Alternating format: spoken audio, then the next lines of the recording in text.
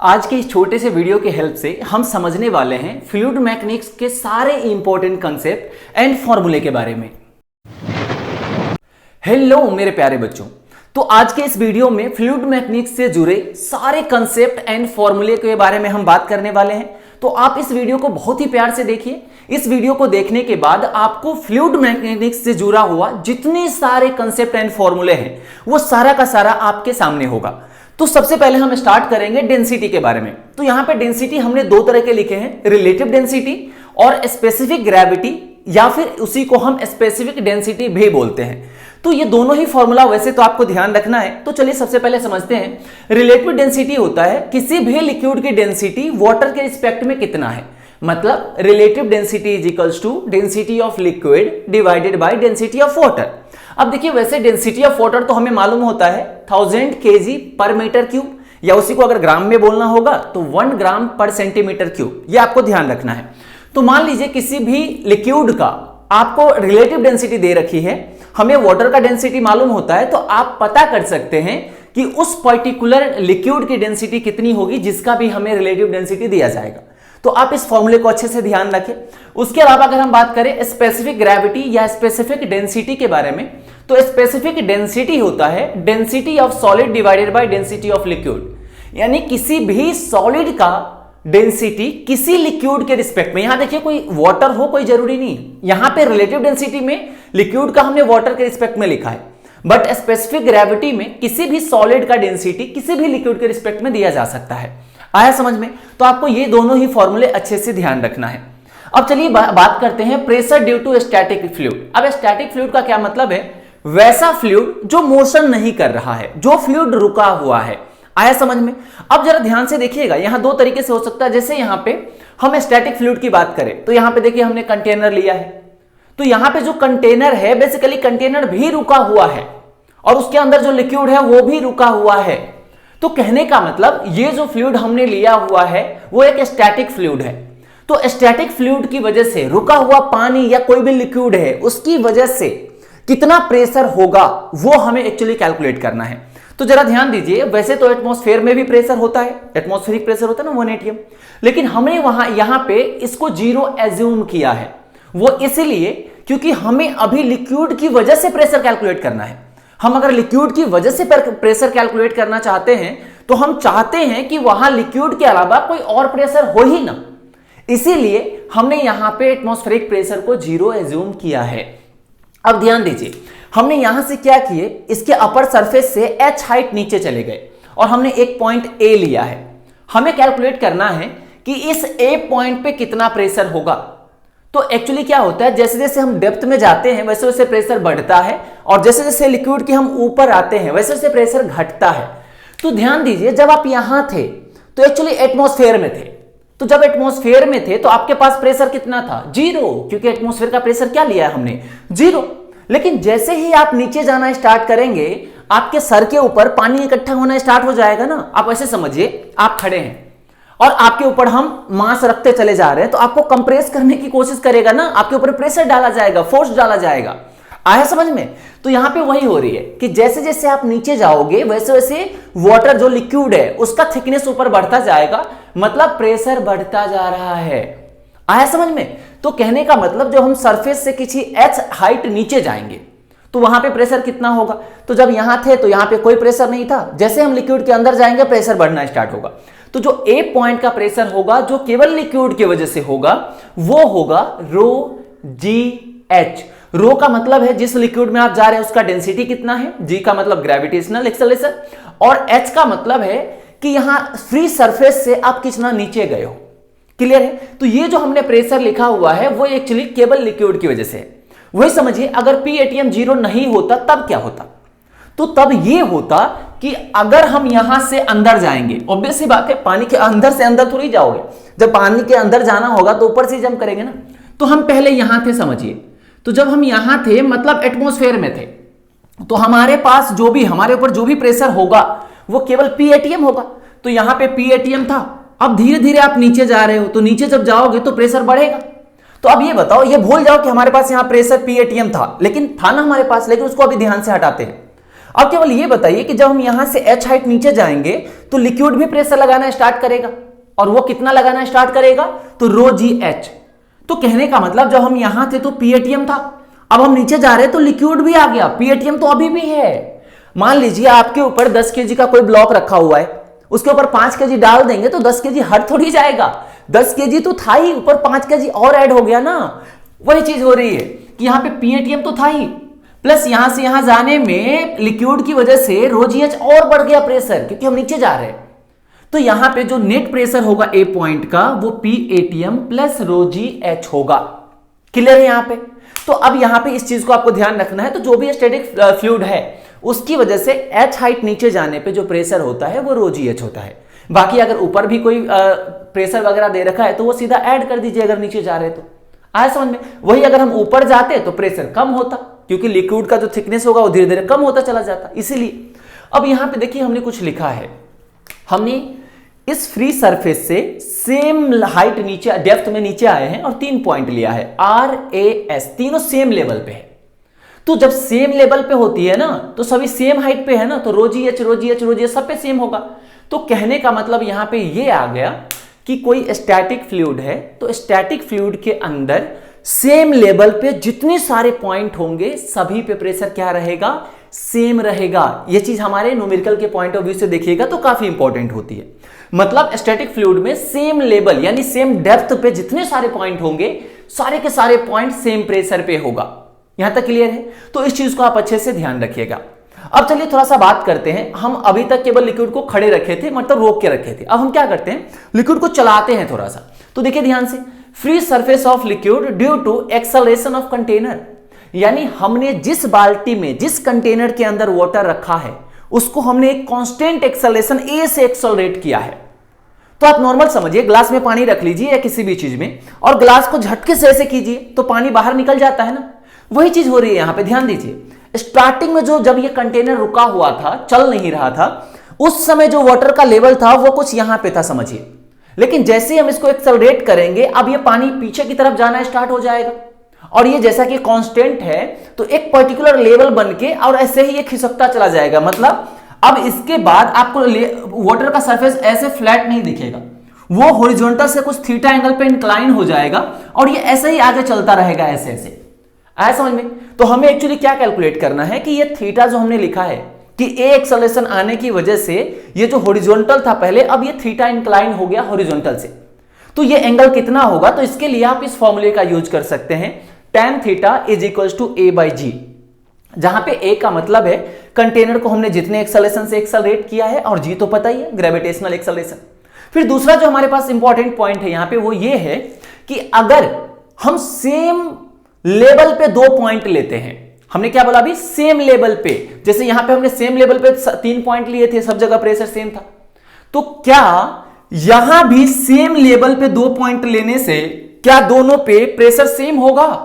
तो आप खुद ही सोच के देखो ना, प्रेशर क्या होती है, रो जी एच।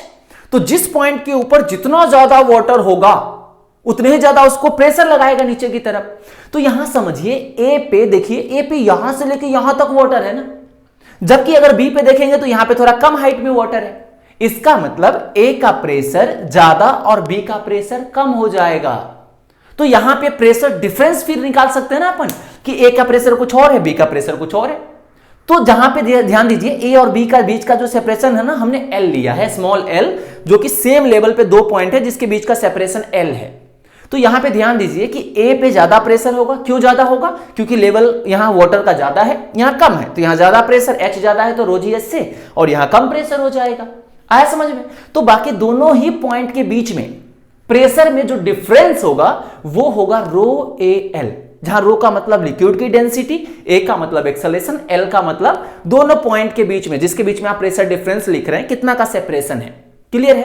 तो यहां पे ए और बी के बीच में जो प्रेशर डिफरेंस है वो रो ए एल के इक्वल हो जाएगा, और थीटा कितना आएगा वो हमने पहले ही निकाल लिया है, ए बाई जी से।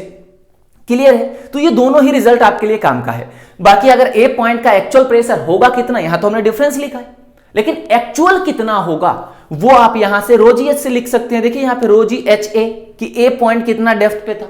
उसी तरह से बी पॉइंट का प्रेशर लिखना है तो रो जी एच से आप एच को एच भी लिखेंगे यहां पे। क्लियर है? तो इस तरह से आप इस रिजल्ट को पी और पीबी को यहां पे पुट करके एच ए और एच बी हाइट में भी डिफरेंस निकाल सकते हैं इस वाले फॉर्मूले से कि कितना दोनों पॉइंट में जो डेप्थ है, जितना डेप्थ ऊपर से लिया गया है उस दोनों के बीच में कितना का डिफरेंस है। क्लियर है यहां पे? तो आप ये रिजल्ट अच्छे से ध्यान रखिए। अब चलिए आगे बढ़ते हैं। Free surface of liquid due to rotational motion. अब देखिए ये ना, ये पूरी तरह से प्रैक्टिकल है। जैसे आप कपड़ा बाल्टी में डालने गए, अरे भैया अगर आप वॉशिंग मशीन वाले हैं फिर तो आप इस चीज का मजा नहीं ले पाए होंगे, लेकिन कभी मजे मजे में तो किया होगा ना कि बाल्टी में पानी भरा हुआ है और आप ऐसे हाथ डाल के ऐसे ऐसे गोल गोल घुमा रहे हैं उसको, पानी को। ऐसा किया आपने? तो आपने देखा होगा कि स्टार्टिंग में पानी तो फ्लैट रहता है, लेकिन जैसे जैसे हम हाथ ऐसे ऐसे घुमाना स्टार्ट करते हैं वैसे वैसे पानी ऐसे बाल्टी के साइड से ऊपर आने लगता है।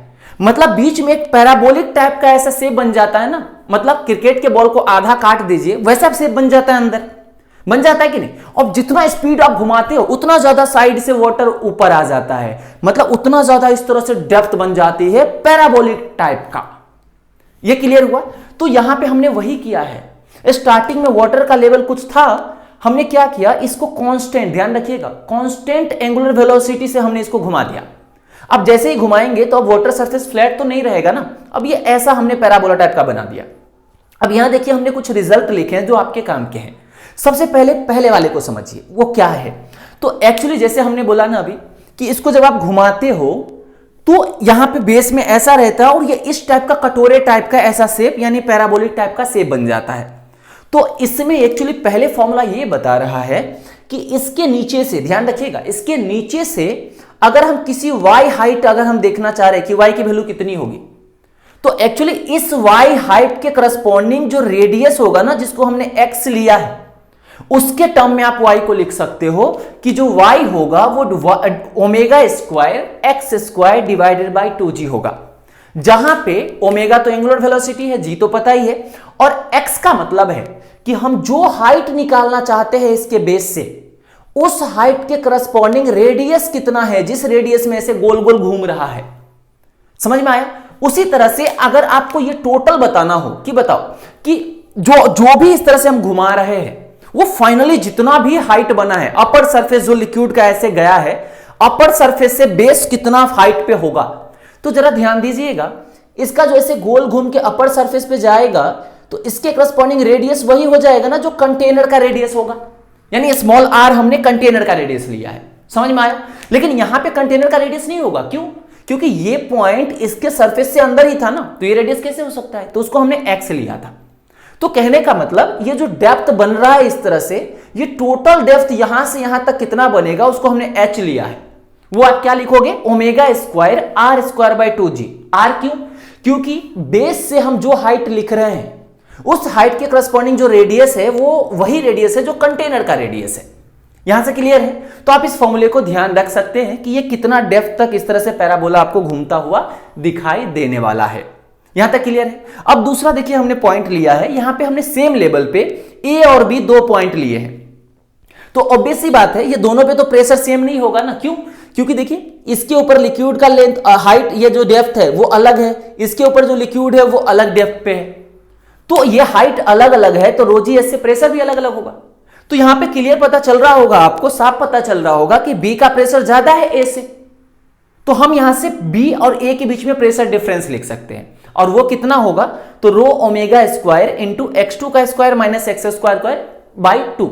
यहां x2 x1 क्या है, तो यहां पे a एक्सिस ऑफ रोटेशन के अबाउट, मतलब जिस एक्सिस के अबाउट आप घुमा रहे हो यही एक्सिस है ना जिसके अबाउट ये पूरा का पूरा कंटेनर घूम रहा है, तो इस एक्सिस से a कितने डिस्टेंस पे है, और x2 का मतलब है कि इस एक्सिस से b हमने कितने डिस्टेंस पे लिए हैं। आया समझ में? तो आप यहां से a और b के बीच में प्रेशर डिफरेंस कैलकुलेट कर सकते हैं। यहां तक क्लियर है? अब चलिए आगे बढ़ते हैं बायंसी फोर्स के बारे में, जो कि फ्लूइड मैकेनिक्स में सबसे पहले अगर फ्लूइड मैकेनिक्स सुनते हैं ना तो या तो प्रेशर दिमाग में आता है या फिर बायंसी फोर्स ध्यान में आता है। तो चलिए समझते हैं आखिर बायंसी फोर्स होता क्या है। तो आपने नदी में नहाया है? बिल्कुल, नदी में भी नहीं नहाया, नहाया होगा मान के चलते हैं। तो आप जब पानी में कूदते हो तो आपका वजन थोड़ा हल्का नहीं लगने लग जाता है? तो ये बताओ कोई काम आपको हल्का कब लगने लग जाएगा, जब उस काम को कोई और भी करने लग जाएगा। तो अभी मैंने क्या बोला था कि जब अपने आप को आप पानी में पटक देते हो, रख देते हो, तो आपका वजन जो पहले महसूस हो रहा था अब उससे कम महसूस होने लगा। इसका मतलब क्या हुआ कि पानी आपके वजन को बैलेंस करने में आपका साथ देने लग गया। तो आपका वजन मतलब वेट हो गया ना mg, और वो एक फोर्स है, तो फोर्स को फोर्स ही बैलेंस करेगा ना। तो आपका जो अब वजन कम महसूस हो रहा था, क्यों? क्योंकि आपके वजन को वाटर नीचे से बैलेंस करने लगा। अब वाटर में कोई ऐसे दिव्य शक्ति तो है नहीं कि बैलेंस कर लेगा, तो वो कैसे बैलेंस कर रहा है? तो एक्चुअली वाटर एक आपके ऊपर फोर्स लगा रहा है, जिस फोर्स को हम बायंसी फोर्स बोलते हैं। आया समझ में? बाकी ये बायंसी फोर्स होता कितना है, इस चीज के बारे में समझना है हमें। तो बायंसी फोर्स को ध्यान से देखिए, हमने कैसे लिखा है, एक बॉडी लिया है, ये बॉडी पूरा नहीं डूबा है, इसका मतलब क्या हुआ? डेंसिटी के बारे में थोड़ा बात करिए। यानी जो लिक्विड का डेंसिटी होगा और जो बॉडी का डेंसिटी होगा, किसका ज्यादा किसका कम होगा? तो आप बचपन से पढ़ते आ रहे हैं कि जिसकी डेंसिटी ज्यादा होती है वो डूब जाती है, जिसकी डेंसिटी कम होती है वो तैरने लगता है। तो ये तैर रहा है बेसिकली यहां पे। इसका मतलब इस बॉडी का डेंसिटी वाटर की डेंसिटी या जो भी लिक्विड है उसके डेंसिटी से कम रही होगी। क्लियर है? तो ये तो बात रही डेंसिटी वाली। बाकी बात करते हैं अपन बायंसी फोर्स की। तो यहां पे ध्यान दीजिए, हमने जो बॉडी लिया है उसका कुछ ही पार्ट अंदर है, तो जो भी पार्ट अंदर है उसको हमने वी इन बोला है। मतलब वी इन का मतलब है बॉडी का वो वॉल्यूम जो इनसाइड वाटर है, जो वाटर के अंदर है। यहां तक क्लियर है? तो हमने वी इन इसको बोल दिया। बाकी यहां पे देखिए हमने एक चीज लिखा है, सेंटर ऑफ बायंसी। तो जैसे कि यहां पे हमने बायंसी फोर्स लगाया है, तो जैसे हम mg बॉडी पे लगाते हैं, जैसे इसके ये कोई रॉड है जिसका मास m है, तो आप mg लगाओगे ना इस बॉडी पे, mg ग्रेविटेशनल फोर्स, तो कहां लगाओगे? यहां। कहां लगाते हैं अपन? सेंटर ऑफ मास पे ना। क्यों? क्योंकि हम बोलते हैं सारे मास जो होती है वो सेंटर ऑफ मास पे अपन एज्यूम कर सकते हैं, तो जो ग्रेविटेशनल फोर्स होगा वो भी सेंटर ऑफ मास पे लगेगा। वैसे ही अगर हमने बोला है कि बायंसी फोर्स किसी बॉडी पे लग रहा है, इसका मतलब बॉडी के किसी पॉइंट पे लग रहा होगा ना, कहीं पे भी तो नहीं लगा देंगे, उसका भी तो कोई पोजीशन होगा लगने का। तो उस पोजीशन को जहां पे बायंसी फोर्स लग रहा है उसको हमने सेंटर ऑफ बायंसी बोला है। जो होगा कहां? तो जैसे हम mg के बारे में बोलते हैं कि जहां सेंटर ऑफ मास होगा वहीं mg लगेगा, वैसे ही बायंसी फोर्स हमेशा बॉडी के उस पॉइंट पे लगता है। किस पॉइंट पे? तो उस चीज को समझिए, बॉडी का वो वॉल्यूम जो लिक्विड के अंदर है। फिर से रिपीट कर रहा हूं, मतलब बॉडी का वो वॉल्यूम जो पानी के या जो भी लिक्विड है उसके अंदर है, यानी वी इन की बात कर रहे हैं अपन। तो बायंसी फोर्स हमेशा वी इन वाले पार्ट के सेंटर पे लगता है। इस बायंसी फोर्स का सेंटर ऑफ मास से दूर दूर तक कोई लेना देना नहीं है। यानी बायंसी फोर्स कहां लगाएंगे? तो बॉडी का जो पार्ट लिक्विड के अंदर होगा, चाहे वो यूनिफॉर्म हो या ना हो, जो पार्ट बॉडी का पानी के अंदर है उस अंदर वाले पार्ट का सेंटर जहां पे होगा, ज्योमेट्रिकल सेंटर जहां पे होगा, उसी पॉइंट से बायंसी फोर्स पास हो रही होगी। क्लियर है? तो बायंसी फोर्स हमेशा इनसाइड वाले वॉल्यूम के सेंटर से पास होता है, चाहे वो बॉडी यूनिफॉर्म हो या ना हो, उससे कोई फर्क नहीं पड़ने वाला। क्लियर है यहां पे? जबकि ग्रेविटेशनल फोर्स में बोलते हैं कि सेंटर ऑफ मास जहां होगा वहीं से पास होगी, जबकि यहां सेंटर ऑफ मास से बायंसी फोर्स का कोई लेना देना नहीं है। बायंसी फोर्स हमेशा इनसाइड वाले वॉल्यूम के सेंटर से पास होता है। क्लियर है? तो ये तो बात रही पोजीशन की कि लगेगा कहां पे। और एक चीज साथ में और ध्यान रखिएगा कि बायंसी फोर्स हमेशा लिक्विड का जो फ्री सरफेस होता है ना, जैसे ये फ्री सरफेस है लिक्विड का, तो लिक्विड का जो भी फ्री सरफेस होता है उसके परपेंडिकुलर लगता है। अगर यहां पे अगर हम बात करें कि यहां पे अगर हम कोई बॉडी को ऐसे रख दे तो बायंसी फोर्स कैसे लगेगा? ऊपर की तरफ, ऐसे नहीं, ये गलत है। बायंसी फोर्स हमेशा जो फ्री सरफेस होता है लिक्विड के उसके परपेंडिकुलर लगता है। मतलब बायंसी फोर्स यहां थोड़ा टिल्ट लगेगा, क्योंकि ये सरफेस ऐसा है तो इसके परपेंडिकुलर ऐसे ही लगाना पड़ेगा। तो दो तीन बातें यहां पे जो आपको ध्यान रखना है। पहले तो बायंसी फोर्स हमेशा इनसाइड वाले वॉल्यूम के सेंटर से पास होता है, और दूसरा जो फ्री सरफेस होती है लिक्विड के उसके हमेशा परपेंडिकुलर होता है। और तीसरा इसका फॉर्मूला होता क्या, क्योंकि हमने तो सब चीज पढ़ लिया, लेकिन वो होगा कितना ये तो बताओ। तो बायंसी फोर्स का फॉर्मूला आपको ध्यान रखना है, रो एल वी इन इंटू जी। रो एल का मतलब है डेंसिटी ऑफ लिक्विड जिसमें आपने बॉडी को रखा है, वी इन का मतलब है वो वॉल्यूम बॉडी का जो लिक्विड के अंदर है, और जी का मतलब है ग्रेविटेशनल एक्सेलरेशन। इसी फॉर्मूले में हमने कुछ चेंज किया है, ध्यान दीजिए कि बायनेंसी फोर्स लो एल वी इन इंटू जी इफेक्टिव होगा। अब ये जी इफेक्टिव कब लिखेंगे? तो ये जी इफेक्टिव आप तब लिखोगे जब इस कंटेनर को आप एक्सेलरेट कर दोगे, चाहे ऊपर या नीचे या राइट में या लेफ्ट में, कहीं भी। अगर इस कंटेनर को हम एक्सेलरेट कर देंगे, यहां कंटेनर रुका हुआ था, अगर एक्सेलरेट कर देंगे तो जी नहीं जी इफेक्टिव लिखेंगे। और ये जी इफेक्टिव लिखेंगे कैसे? तो हमने इसको सर्कुलर मोशन में बहुत ही अच्छे से समझा था। अगर आपने वो वीडियो नहीं देखा है तो आप डिस्क्रिप्शन में जाइए, आपको जेईई नीट रिवीजन सीरीज का लिंक मिल जाएगा। उसके अंदर जाकर आप सर्कुलर मोशन के चैप्टर को अच्छे से रिवाइज कर सकते हैं, जहां पे हमने जी इफेक्टिव को कैसे निकालते हैं अच्छे से डायग्राम वाइज समझने की कोशिश की थी और समझा भी था। ठीक है, बाकी आप अपन आगे बढ़ते हैं। तो ये आप जी इफेक्टिव से निकाल सकते हैं अगर कंटेनर को एक्सेलरेट करते हैं। अब चलिए आगे बढ़ते हैं फ्लूइड डायनेमिक्स की तरफ। मतलब अभी तक जो फ्लूइड था ना, वो फ्लूइड नहीं चल रहा था, फ्लूइड रुका हुआ था।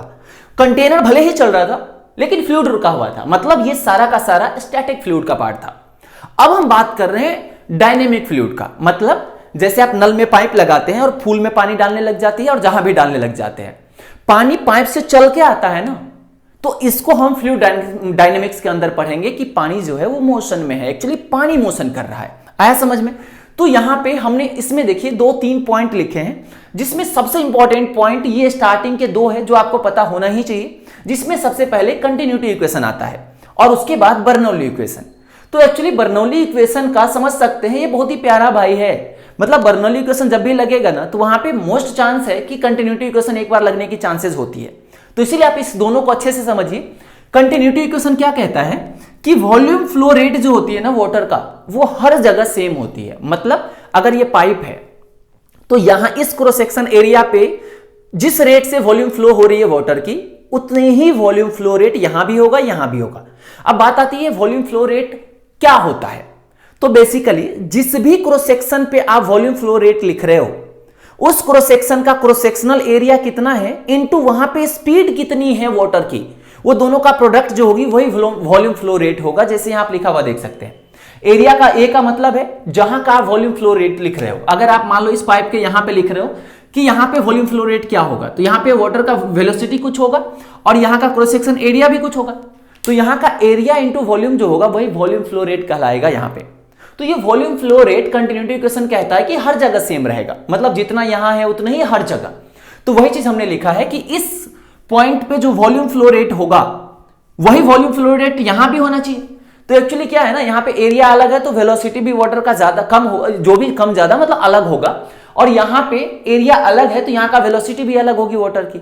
आपने देखा होगा पानी जब पाइप से आता है, पाइप को ऐसे दबा देते हो, एक्चुअली दबाने का मतलब क्या कर रहे हो, क्रॉस सेक्शनल एरिया ही कम कर रहे हो, तो पानी का स्पीड बढ़ जाता है। मतलब जहां पे एरिया कम होगा वहां स्पीड ज्यादा होगा, जहां एरिया ज्यादा होगा वहां स्पीड कम होगा। तो सिंपली कंटिन्यूटी इक्वेशन से आप क्या लिख सकते हो कि यहां का volume flow rate A1 V1 equals to यहां का volume flow rate A2 V2 हो जाएगा। क्लियर है? यहां पे अगर वॉल्यूम फ्लो रेट ही पूछा जाता है तो A इंटू V कर दो, चाहे यहां का या फिर यहां का, क्योंकि हर जगह का तो सेम ही होगा।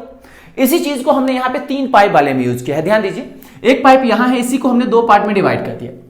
अब पानी को यहां डाल रहे हो, यहां भी जा रहा है, यहां भी जा रहा है। तो मान लेते हैं यहां हमने V1 के स्पीड से डाला, यहां V2 से गया, यहां V3 से। तो यहां जितना पानी जा रहा है पर सेकेंड, क्या उतनी ही दोनों मिला के निकल भी रहा होगा ना। तो हमने क्या लिखा कि A1 B1 यहां का वॉल्यूम फ्लो रेट इस दोनों के वॉल्यूम फ्लो रेट के सम के इक्वल होगा। तो A1 V1 इक्वल्स टू यहां का A2 V2 plus A3 V3, क्योंकि यहां जो जा रहा है वही दोनों जगह निकल रहा है, इसलिए हमने दोनों को सम कर दिया। क्लियर है यहां तक? अब चलिए बात करते हैं आगे बर्नौली इक्वेशन के बारे में। तो एक्चुअली बर्नौली इक्वेशन क्या कहता है कि ये एक्चुअली P जो है ना वो प्रेशर ही समझिए, लेकिन एक्चुअली ये प्रेशर एनर्जी होती है पर यूनिट वॉल्यूम। इसको हम बोलते हैं kinetic energy per unit volume, इसको हम लोग बोलते हैं potential energy per unit volume. तो इसको अगर हम लगाते समय कैसे लगाते हैं इसको ध्यान रखना है ना। तो ये बेसिकली क्या होता है कि पाइप में किसी भी पॉइंट पे कितना प्रेशर है, प्लस यहां हाफ रो V स्क्वायर कितना है, प्लस जिस भी रिफरेंस हाइट से आप इसको मेजर कर रहे हो तो यहां पे रो जी एच कितना है, ये तीनों का जो सम होता है वो कांस्टेंट होता है। क्लियर है? तो अब इसको आप यूज करना है तो कैसे यूज करें भैया? तो देखिए हम बर्नौली इक्वेशन हमेशा 2 पॉइंट को सिलेक्ट करते हैं। जैसे यहां पे हमने कंटिन्यूटी इक्वेशन के लिए ये दोनों पॉइंट सिलेक्ट किए और दोनों जगह A1 V1 equals to A2 V2 लगा दिया। वैसे ही बर्नौली इक्वेशन में कुछ वेरिएबल्स होते हैं जिसके लिए हमें दो क्रॉस सेक्शन सेलेक्ट करते हैं। जैसे हमने एक इसको सेलेक्ट किया है और दूसरा इसको सेलेक्ट किया है, क्लियर है। हमने इस दोनों ए और बी के बीच में बर्नौली इक्वेशन लगाया है। कैसे लगाया है देखिए, तो ए पे जब हम लिखेंगे बर्नौली इक्वेशन तो ए का जो प्रेशर होगा प्लस ए पे जो हाफ रो वी स्क्वायर होगा प्लस ए का जो रो जी एच होगा, तीनों का सम जो बी पे होगा उसके इक्वल होगा। तो ए पे देखिए हमने क्या लिखा, ए का जो भी प्रेशर रहेगा लिख सकते हैं, ए का जो भी प्रेशर है प्लस हाफ रो इनटू ए पे जो भी वेलोसिटी रहेगा, जिसको हमने वाटर का वेलोसिटी वी स्क्वायर लिया है, plus row ji H A.